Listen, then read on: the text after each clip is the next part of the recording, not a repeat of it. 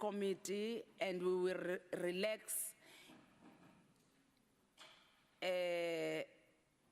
as hard-working committee.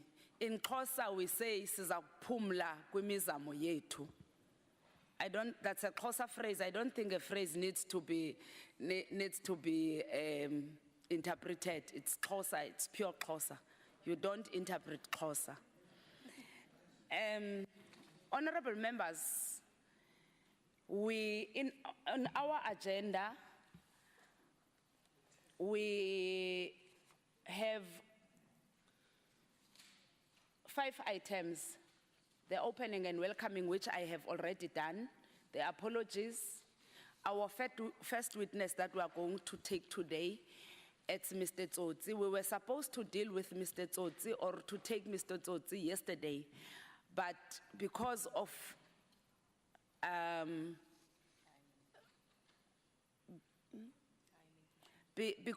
the time, we went beyond our scheduled time. So we apologize to him for that, because we let him sit for the whole day here and that we did not hear from him. We apologize, humbly apologizing, Mr. Tsotsi, again today on behalf of the committee. Any apologies? The apologies I've received is for Mr. Singh, who will join us only after the afternoon session, and Ms. Nobanda. She only arrived yesterday night out of the country, so she's not feeling well. Thank you very much. After lunch, we will have the Minister of Public Enterprises, and after her, we will have the board of Eskom interacting with us. For now, everybody is welcome in this session. Hopefully, it will be a good session like the others that we had before today. Oh, Mr. Tsotsi, I am told reliably that he's going to take an oath. Okay, then I will read the oath to you. Then when the copy that is in front of you, you will sign it after you have taken the oath. Let me read the oath to you. In accordance with Section 16 of the Powers, Privilege and Immunities of Parliament and Provincial Legislators Act 2004, as a witness to this oversight inquiry, please be informed that by law you are required to answer fully and satisfactorily all the questions lawfully put to you, or to produce any document that you are required to produce in connection with the subject matter of the inquiry, notwithstanding the fact that the answer or the document could incriminate you or expose you to criminal or civil proceedings or damages. You are, however, protected in that evidence given under oath or affirmation before a house or a committee may not be used against you in any court or place outside Parliament, except in a criminal proceedings concerning a charge of perjury or a charge relating to the evidence or documents required in these proceedings. Please be aware that in terms of Section 17, subsection 2 of the Powers, Privilege and Immunities of Parliament and Provincial Legislature Act, a person who willfully vanishes a house or a committee with information or makes a statement before it which is false or misleading commits an offense and is liable to a fine or to imprisonment for a period not exceeding 2 years. You are required to take an oath or an affirmation. As you have already said, you are going to take an oath. Therefore, I want you to go to the second page of the oath and swear that the evidence that you shall give shall be the truth, the whole truth, and nothing but the truth. And you say, so help me God. I swear that the evidence I shall give shall be the truth, the whole truth, and nothing but the truth. So help me God. Thank you very much. You sign therefore the document in front of you. I will now give over to the evidence leader to lead us in this session. Over to you, Advocate Vanar. Thank you, Chair. Good morning to yourself, the honorable members, your guests, and colleagues. Mr. Tsotsi, for the record, can you please state your full names? Zola Tsotsi. You have, upon receipt of an invite from the committee, furnished the committee with a statement which is dated 21 November 2017. It is an 8-year, we left here this morning. Please excuse my incoherence. It is 8 pages. In our discussions, you indicated to me that you would want to be afforded an opportunity to read the statement. And I had agreed to that. And I would like to afford you an opportunity to read your statement for the record. Thank you, and good morning to the honorable members of this committee and to the guests present here today. And thank you, Advocate, for giving me the opportunity to read my statement, which reads as follows. I feel privileged to have been afforded the opportunity to appear before this committee so that I may make my contribution towards the unraveling of the issues that have contributed to the current state of affairs at Eskom. The lapses in good governance, in good corporate governance, that have been occasioned by poor decision-making have opened up the company to exploitation by unscrupulous rent seekers. Those of us who have been and continue to be at the forefront of these events, including any who may have even peripheral knowledge thereof, have both the responsibility and moral obligation to voluntarily provide this knowledge to this committee and to the nation.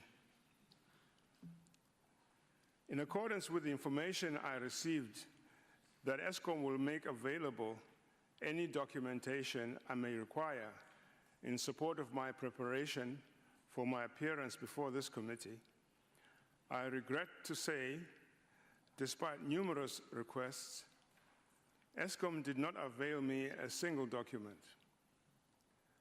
I have therefore had to rely on my memory of the pertinent events during my tenure at Eskom. This is unfortunate as it limits my ability to support the work of this committee. Be that as it may, I am here committed to presenting my recollections to the best of my ability. Honorable Chair, I now turn to the TNA contract, the New Age contract. On my arrival at Eskom in 2011, there was an existing New Age contract which was in progress. It was due to expire in about June 2014. At the time of its expiry, Colin Machila was acting chief executive. Mr. Machila acceded to the request that the contract be renewed.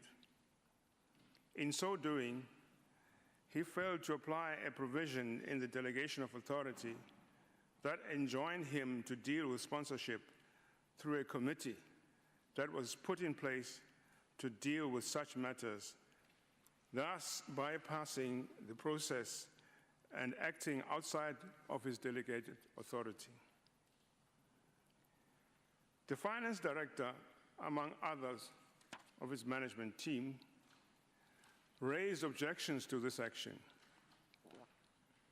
contending that he used the wrong delegation of authority and that the correct one would require him to make a decision on sponsorship as part of a committee.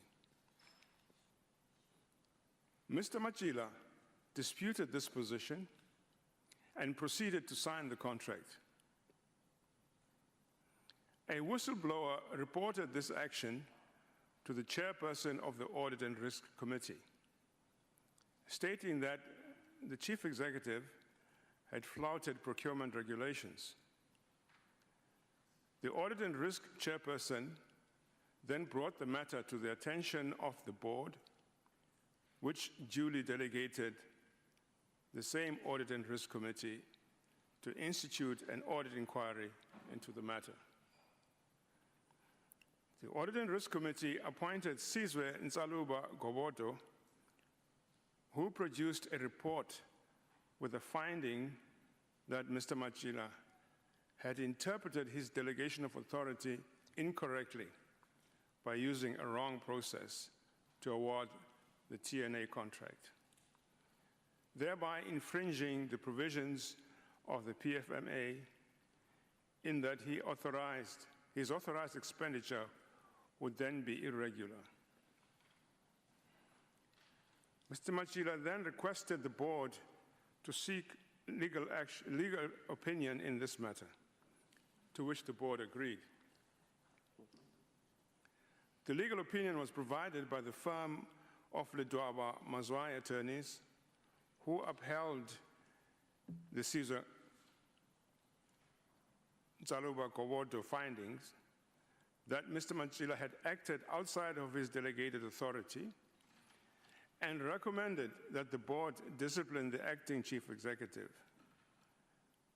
At this point, Mr. Machila was no longer with the company, as the substantive chief executive, Mr. Matuna, was then in office. So the board could not institute disciplinary action after the fact. Further, the lawyers advised that cancellation of the contract would result in expensive litigation and serious losses to the company. They also forwarded the board advice that that meant accepting the contract, that is, rectifying it, meant accepting the responsibility for Mr. Machila's breach. After deliberations, the board accepted this advice as an irregular expenditure finding was too ghastly to contemplate. The board then resolved to let the contract run the remaining few months of the extension. I now move on to the T-Systems IT procurement. I had established a practice of having regular weekly briefing meetings with the chief executive. At the time of the procurement of the IT services, Mr. Machila was acting chief executive. It was in one of these meetings that I was, for the first time, informed that there was an IT services procurement process in progress to replace T-Systems' contract. I next learned from the report of the board tender committee to the board that the process had hit an impasse in that negotiations with the preferred bidders were unsuccessful. Consequently, the recommendation to the board tender committee was to extend the T-Systems contract for a further 2 years. To the best of my recollection, circumstances of this suspension of Mr. Sal Leha were never raised at the board, neither before nor after the suspension.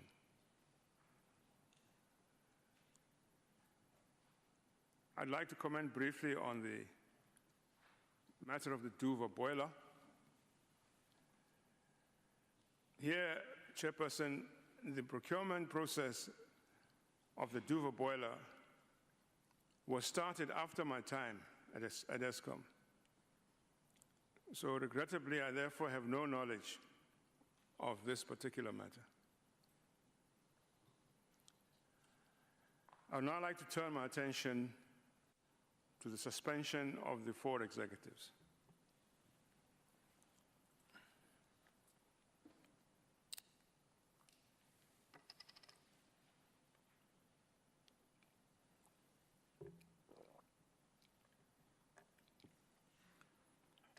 In order to do justice to the matter of the circumstances surrounding the suspension of Mrs. Matuna, Koko, Morokani, and Mulife, please indulge me to sketch some of the events that occurred prior to this, which events take us to the time of the appointment of the new board in early December 2014. During the first 6 or so weeks, the new board members were busy with the inductions and only started to get to grips with Eskom's business towards the end of January 2015. In the period from the arrival of Minister Brown at Public Enterprises Department in May 2014 till the new board was in place, I had been trying to cultivate a working relationship with the minister and aspired to achieve one similar to how I related with the previous minister, Kikaba. It became patently clear to me that I was not succeeding in this regard when the minister called me to a meeting a day or 2 before the State of the Nation address in February 2015. At this meeting, the minister stated as follows, and I quote, "Chairman, I have received complaints from management and board members that you are interfering in management. Please refrain from doing so, because if you don't, I shall have to find someone else to do your job." My response was, and I quote, "Minister, most board members hardly know what I look like, let alone not having worked with me yet.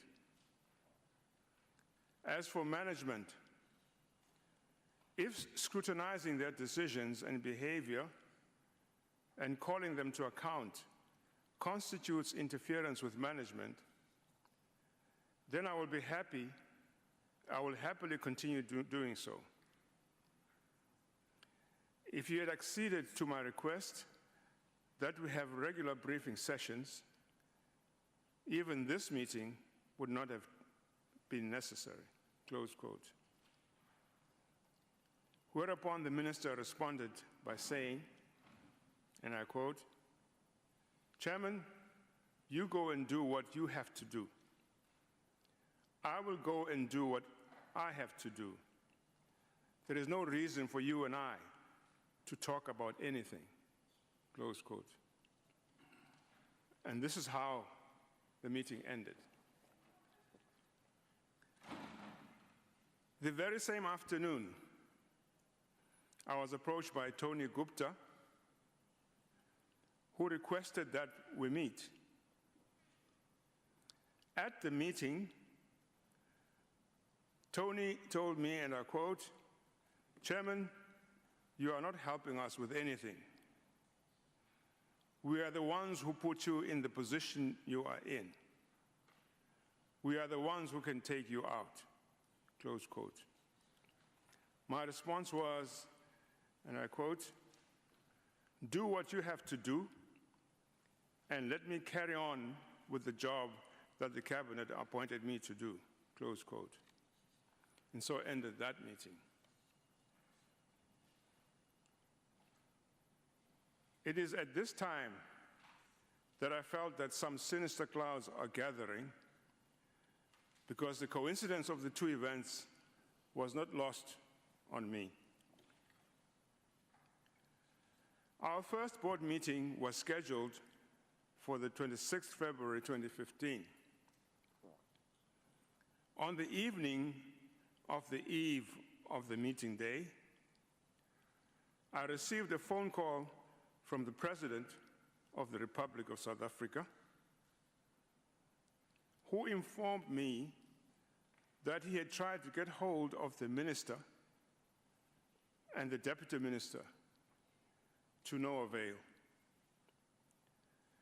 The President said he was able to locate the Acting Director General and asked if she had spoken to me, which at that point she had not. The President then informed me that the board meeting will not be taking place and that the Acting Director General will call me to postpone it.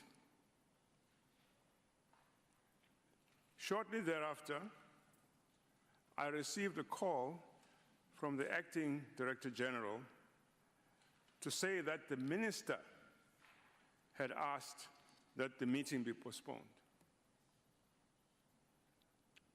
When I asked for the reasons for the postponement, I was told that the Minister had not given any. I then had the postponement communicated to the board members. The totality of these events had generated some apprehension in me about things to come. Hardly a week later, I was called by Dudu Myeni. She said that I should avail myself for an audience with the President and declined to discuss any details over the phone. On or about 7th of March 2015,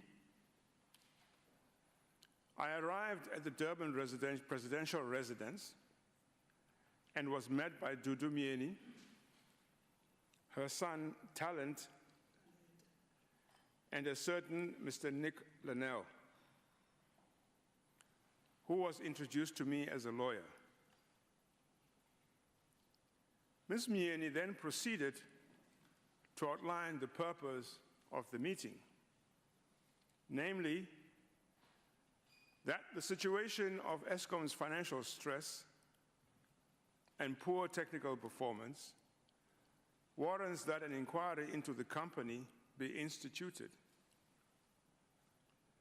She further elaborated that in the course of the said inquiry, 3 executives, namely Acting Chief Executive Tshidiso Matuna, Group Executive for Group Capital Dan Marokane, and Group Executive for Commercial Machela Koko, are to be suspended. I found this matter altogether shocking and proceeded to question the need for suspending these executives, as I saw this as a recipe for inducing instability in the company. She retorted that even the war room was experiencing frustration with the decline in performance of the company, and that the inquiry was essential. In her view, the suspension of the executives will not create difficulties because it will be explained that they are not being accused of wrongdoing, but are being asked to allow space for the inquiry to proceed unencumbered by their presence. Shortly thereafter, the President entered. After some pleasantries, he requested to know what was up for discussion, whereupon Ms. Myeni repeated what she had previously stated. The President then inquired if I knew who the executives are who were to be suspended, to which I responded that I would prefer that I consult the human resources rules of the company to check if there is provision for recusal rather than suspensions to achieve the same objective. Ms. Myeni stated that Mr. Linnell had assisted her with a similar situation at SAA and is being made available to assist. Mr. Linnell then proceeded and then proposed that he draft a resolution for me to present to the board, setting out the rationale for the inquiry. The meeting ended. I convened a board meeting on 9th March 2015, where I presented the proposed resolution.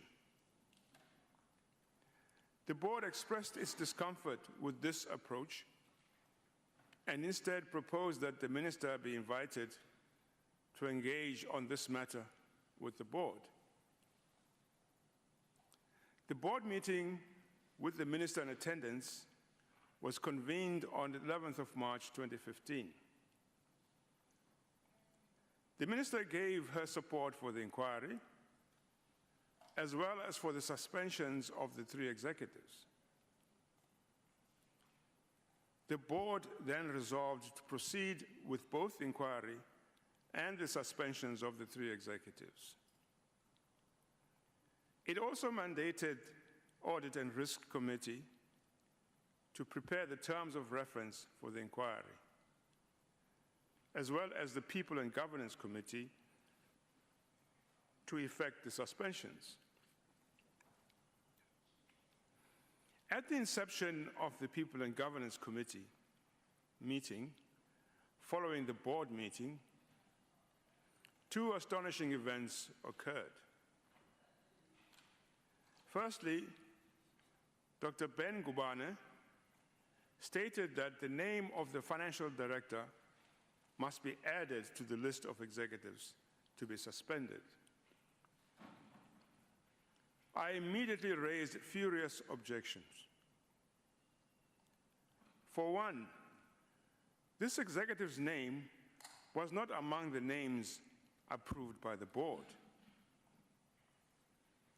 More importantly, suspending the finance director is going to generate shockwaves even internationally, especially with our investors and lenders, because the financial director is seen as the custodian of their investments.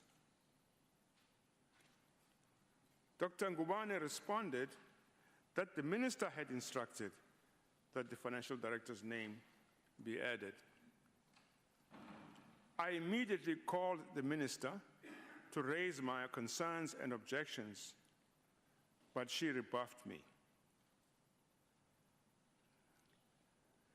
The second astonishing event had to do with the appointment of the executives who had to act for those suspended. Hardly an hour after the end of the board meeting, which decided on the suspensions, Ms. Twaita Mabude was announcing the names in the People and Governance Committee of the executives who were going to act. I immediately protested that nobody in the committee, Ms. Mabude included, other than myself, would have known which executives were suitable replacements. Once again, Dr. Ngubane stated that these names came from the minister. Mr. Linnell assisted people in governance in drafting the suspension letters, which were then individually handed out. I was at pains to assure all the executives that had there been any provision for their recusal other than suspension, we would have preferred to apply it. And also that their suspension does not mean they have been found guilty of any wrongdoing. The following morning, 12 March 2015 at 10 o'clock, I addressed a press conference wherein I announced the suspension of the 4 executives and the company's intention to institute an inquiry. The afternoon of the same day, I was to have the most unpleasant and humiliating experience in all my tenure as chairman. The head of Eskom Treasury informed me that our investors and lenders from across the world will be calling in to ask for an explanation of the actions of suspending the executives. Indeed, I was online with around 52 individuals trying to defend what essentially was an indefensible position. Hardly a week went by, and I was faced with having to defend myself against accusations from several board members that I was not consulting the board in the preparatory work on the inquiry. The board engaged a law firm to trump up charges against me that I'm not fit to be a director of the company. On the 23rd March, in the dead of night, I was given an ultimatum by the board to resign or be charged with lack of fitness to be a director. I resigned under duress. The termination of the services of the executives who left Eskom occurred after I had left. In conclusion, Honorable Chairperson, I would like to state here that corruption is the scourge that is denying our people the opportunity of a decent and prosperous livelihood. It is the duty of all of us to rid our society of this evil. I therefore applaud the initiative taken by this Honorable House to get to the bottom of the maladministration at state-owned enterprises. I wish the committee well in this endeavor. And that is my statement, Honorable Chair. Thank you. Thank you. Over to you, Advocate. Sorry, Chair. Apologies, Advocate. Honorable Gungubel. Honorable Luyenge. I wanted to propose a round of applause for the presentation. Honorable Shivambo, could you please hold your horses? Thank you, Chair. I want to propose, if the committee could indulge, that the nature of this presentation is of such a nature that we need to force Eskom to give the chairman all the documents he requires. Because if you look at the frame of the presentation, with supportive documentation, it will make the work of the committee easier, if the committee so indulge. This is the proposal I wanted to make. Honorable Luyeng. Thanks, Chairperson. In fully concurring with the latter speaker, Honorable Kungubele, in relation to the supporting documents that the former chairperson is not accessible to And in fact, he has to be in possession of such evidence, because all what he has said now and in the beginning, he has indicated that a frustration that he found himself in, even in preparation for this, has made him to rely on his natural knowledge. But now here, we are a platform that seeks to be honest, that seeks to be transparent, and we want to be factual in executing our duty. So it is appropriate that let us make Eskom to be accessible and dispose of all the information that the former chairperson requires. I thank you. Thank you very much. Honorable Mazon. Chairperson, I concur completely. I think that these documents must be made available. But Chairperson, I do think that it's very important for this committee to know exactly who the person was that refused to give our witness the documents, so that we can personally as a committee write to said person or persons and request that they stop hampering this investigation and make the documents available to our witness immediately. Thank you, honorable members. Honorable members of the committee, those are suggestions that are made, but I don't see any member rejecting or accepting, but I take it with your silence, you accept what the other committee members have just alluded to. So the way forward now, do we allow the evidence leader to go forward with questions, or we stop it here? Honorable Swart? No, Chair, we need to continue here, and if necessary, the witness can supplement in writing, or we can recall the witness once he has looked at documentation. There might be another opportunity for that. We've already said before that we might recall witnesses, and can give the witness that opportunity to amplify his evidence if once he's considered documentation that he was not given access to. But it is a matter of great concern, and so I share the sentiments. This is not the first former, this is a former board chairperson that has been refused documentation. This is not the first time. We heard it yesterday as well of board members that had been refused documentation. And so I agree with the sentiments that we need to find out who it is, but I suggest that we continue, given the very important and almost explosive nature of the evidence that he has given before us and the implications right up to the presidency. Thank you, Chair. Honorable Shivambo? No, thanks, Chair. I want to propose that Mr. Tsotsi give us the documents that he thinks we need to gain access to, and then we'll subpoena those documents.